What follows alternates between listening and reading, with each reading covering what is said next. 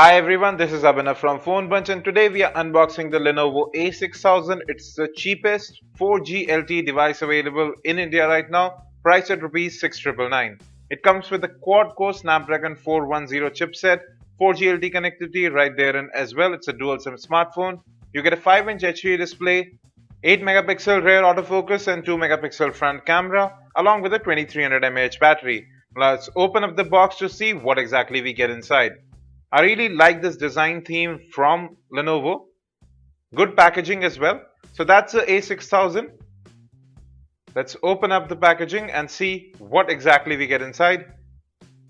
So right here we have your user manual as well as warranty statements. So that's your quick start guide right there, product information among other things. So that's everything, all the documentation you might need. Might be useful for first time smartphone users as well. Then you also get a free screen guard within the box. And here's your 2300 mAh lithium polymer battery. So this phone has a removable battery, which is always great to see. You can see right there 2300 milliamp hours. I'll just keep that aside as well.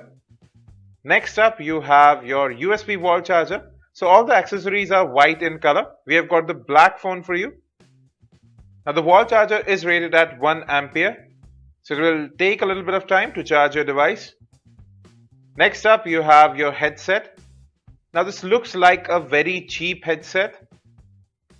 Now given this phone just costs Rs 6,999 with 4G LTE connectivity, Snapdragon 410 quad-core processor, I think we can give Lenovo a break here. It's good that it was at least included. We'll check how it performs in our full review as well. So stay tuned. They might actually sound good, better than they look. And here's your micro USB data syncing and charging cable. So that's everything you get inside the box. So finally, here's a Lenovo A6000, the cheapest 4G LTE device available in the country right now. You can see right there, it comes with twin speakers with Dolby Digital technology. There's nothing on the left. At the top, you have the 3.5mm audio jack, micro USB data syncing and charging port right there as well. On the right, you have the volume rocker and power buttons.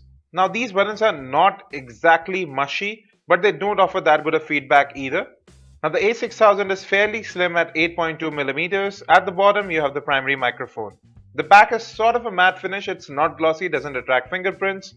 You have an 8 megapixel rear camera, LED flash, secondary noise cancellation mic is also there. The camera has a slight hump to it, but not that much. At the bottom you can see the Dolby branding as well and the twin speakers. The phone is entirely made out of plastic, as is general case with budget devices. It's a fairly small smartphone given it has a 5-inch display. It feels very good to hold in the hand as well. So you can see right there the back cover itself is quite sturdy, doesn't bend or flex that much. On the inside you have a micro SD card slot, 2 micro SIM card slots and the battery compartment right there. This first SIM card slot takes in your 4G SIM card and it supports both the TDD LTE and FDD LTE bands. Band 3 and band 40 that are available in India. That's a very snug fit for the battery. Overall, this phone weighs along with the battery 128 grams, which is fairly lightweight, especially for this category of a smartphone. There is no flex in the back cover, even when it's closed. You can see it right there. Overall, solid construction throughout. Let me just power on the phone. So you can see the Lenovo branding right there, powered by Android. So this phone runs on Android 4.4 KitKat. You have a 2 megapixel front facing camera, proximity and light sensors, a 5-inch HD IPS display, at the bottom capacitive buttons. Moreover, it's upgradable to Android Lollipop as well. Now this phone took quite a bit of time to boot up, about 4 minutes actually.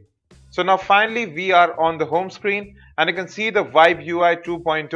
You have all the different apps available right on your home screen. There is no separate app drawer, but you can group apps into folders, so you can organize them as well. Widgets are not missing either. You can go ahead and add widgets too. Now this is your default notification shade and your quick toggles as well. So now let's quickly jump into settings. We'll get into about. Right here you can see this phone is running Android 4.4 KitKat. And out of the 8 gig ROM, you have about 4.3 gigs of storage available to install apps, but you can add a micro SD card to increase that storage up to 32 gigs. You have about 486 MB of RAM free after first boot, and it's possible that you can move apps to external storage as well. We'll check that out. And here's the Dolby control panel from where you can customize the sound profile of the phone. So it has two speakers, which Dolby calls twin speakers.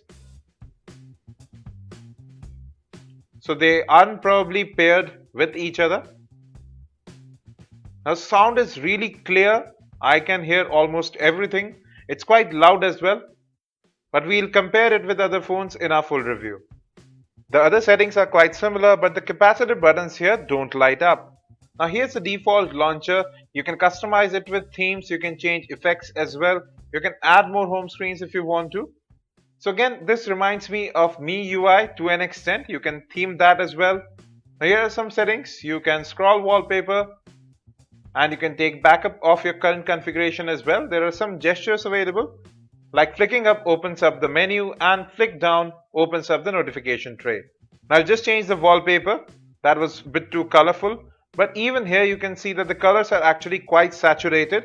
The display does look good. It has wide viewing angles, no distortion, brightness or colors when it is tilted. It's quite a bright display as well, I would say. But we'll check out sunlight visibility later on. It has good touch response. I haven't noticed any ghosting till now. The whites too look quite bright. There's no different tint or hue over it.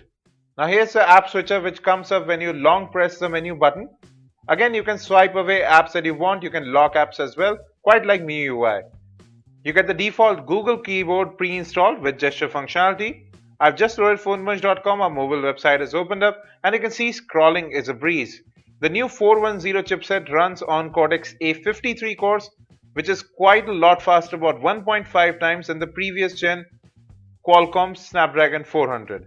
Now here too you can see pinch to zoom is a breeze, text is very easily readable, it's a very crisp display. Now here's the default camera app from Lenovo. You can record videos, panorama as well as images. You can record up to 8 megapixel still shots in 4:3 aspect ratio. There are several scene modes available here too. You can see auto, action, night, sunset, party. There is just so many options that are available. You can manually control several settings as well. You can also choose whether you want zero shutter lag. You can enable or disable focus sounds, which comes whenever the camera focuses in. Autofocusing is actually quite fast on this camera, but we'll talk about that in a moment. Moreover, you can also control focus mode, exposure levels as well as ISO. So you can see that focusing is rather quick here, but you have to position your finger in such a way that it doesn't come in front of the camera, just like you saw there. I'll just take a picture. Now this is under studio lights.